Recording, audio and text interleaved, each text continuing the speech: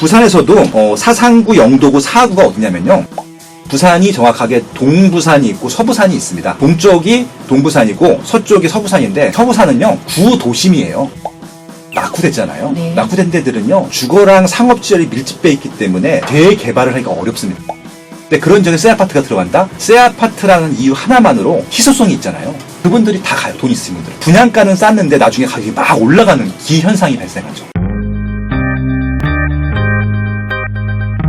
파이낸셜 뉴스고요. 네. 부산 노후 아파트 밀집 지역 새 아파트 선호 뚜렷. 사상구, 영도구, 사하구, 해운대구 순. 새 아파트 선호 수요 많은 지역으로 꼽혀. 연내 분양하는 이슈 단지 관심 가져볼만. 이런 내용인데 뭐 새 아파트 선호하는 거 너무 당연한 거 아닌가요? 네. 제목에는 뚜렷이라고 네. 했잖아요. 네. 이게 무슨 말씀이냐면요. 네. 이게 진짜 뚜렷이라는 단어를 넣기 때문에 지금 의미가 있는 것 같습니다. 지금 말씀하신 대로 새 아파트는요, 대한민국 모든 입지에서 다 선호합니다. 그렇죠. 구축보다 신축을 싫어하는 경우는 없잖아요. 당연한 거죠. 그럼요. 근데 이 노후 아파트 밀집 지역은요, 더 뚜렷하다는 것들이죠. 이게 어떤 의미가 있냐면요.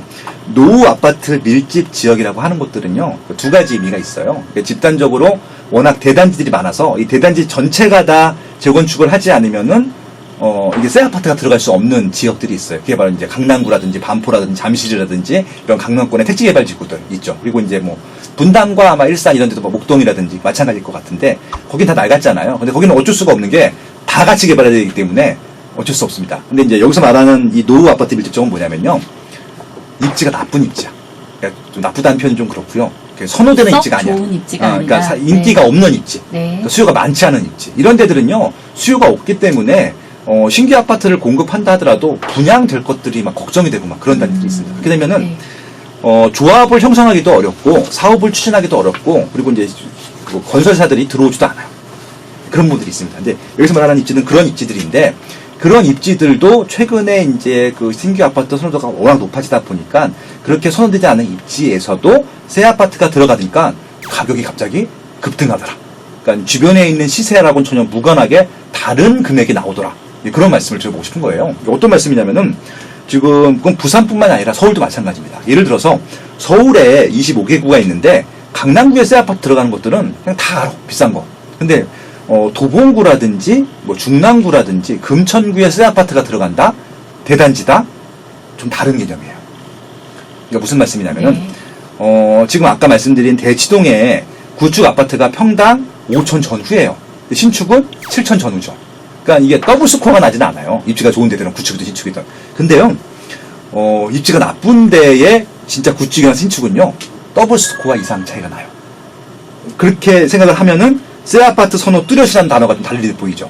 그러니까 부산에서도 사상구, 영도구, 사구가 어디냐면요.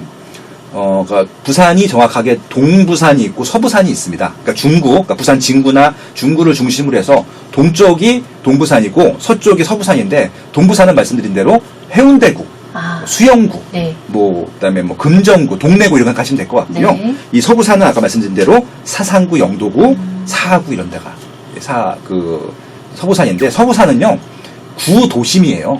그렇죠. 저희가 관광 가서 멋지게 보는 부산 풍경은 그럼 동부산 쪽인 그렇죠, 거네요. 그렇죠. 네. 영도다리인데 네. 그래서 이제 낙후됐잖아요. 네. 낙후된 데들은요 이게 주거랑 상업지열이 밀집돼 있기 때문에 재개발을 하기가 어렵습니다. 그래서 옛날 상태로 그대로 있거든요. 근데 그런 지역에 새 아파트가 들어간다? 일단은 새 아파트라는 이유 하나만으로 희소성이 있잖아요. 그러니까 그 지역에 살아야 되시는 분들이 있잖아요. 그분들이 다 가요. 돈 있으신 분들. 그러다 보니까 분양가는 쌌는데 나중에 가격이 막 올라가는 기현상이 발생하죠. 그래서 그 주변에 있는 기존의 구축 아파트랑 가격차가 엄청납니다. 예, 그런 얘기를 나누고 싶었던 겁니다. 그래서 이 부산뿐만이 아니라 지금 노후도가 낡은 아파트 되게 많아요. 그러니까 부산뿐만이 아니라 여기 좀 기사에 나오는데요. 지금 대구도 그렇고요. 그다음에 광주도 그렇고 대전도 그렇고 이렇게 좀 구도심들이 있어요. 그런 지역에 신축 들어오는 것들은 주목할 보실 필요가 있다. 예, 그런 말씀드리고 싶습니다. 네. 제일 아파트가 낡은 도시는 서울이겠네요. 제일 아파트가 낡은 지역은 이제 노후도의 정도 차이가 있는데 보통 이제 전체 평균 중에서 한 4분의 1 정도, 25% 정도가 노후 아파트로 구성되어 있다고 하더라고요. 이 특별시나 광역시 같은 경우는. 그래서 거기서 1%, 2% 적구, 작구의 그 차이인데 중요한 건 뭐냐면요.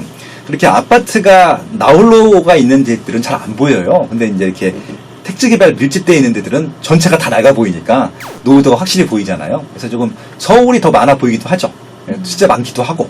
예, 그래서 이제 아파트가 좀 일찍 생겼고 많은 지역들은 노후도가 심할 것이고 좀 늦게 들어간 지역들은 노후도가 좀 덜 할 것이고 그렇게 생각하시면 될 것 같습니다. 기본적으로 이런 대도시들 있잖아요. 광역시 같은 경우는 사람들이 원래 일찍부터 많이 살았기 때문에 노후도가 더 많은 것들은 맞고요. 소위 말하는 중구 있어요. 중구. 그러니까 행정구 중에 중구가 있는 지역들은 다 낡았더라. 그렇게 생각하시면 될 것 같습니다.